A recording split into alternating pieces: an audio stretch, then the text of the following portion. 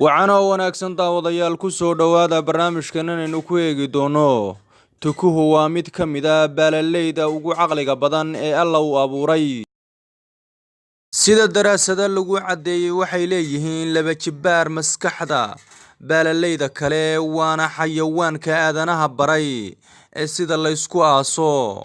runtii markaad ogaato habnololeedkiisa wuxuu aad u shabahaa aadanaha. tukuhu wuxuu leeyahay maxkamado iyo xeerar ciqaabeed uu ku dabaqo noloshiisa si uu ugu noolaado nolol xasiloon oo aan lahayn xadgudub, waana xikmad rabbaaniya oo Alle ku abuuray. tukayaashu waxay isku guursadaan sida aadanaha oo kale, waxayna isugu yimaadaan munaasabad kulmisa labada ehel, waxayna aadanaha kaga duwan yihiin.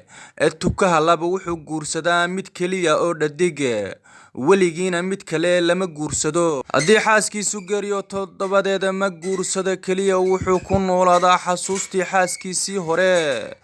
tukaha laba wuxuu mar labaad guursan karaa oo kaliya marka ay xaaskiisu dhali weydo. haddaba daawadayaal, tukuhu waxa uu ka mid yahay baalaleyda duusha ee Rabbi caqliga ku manaystay.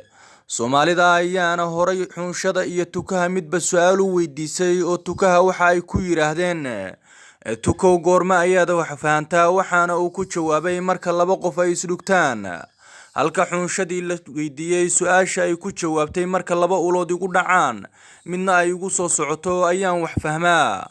haddaba daawade, haddii aad muuqaalkan ka heshay fadlan sii share garee oo saaxiibada la wadaag, subscribe-na taabo warbaahinta Alool TV oo mar walba aad uga barataan dhacdooyinka cajiibka iyo xigmadaha.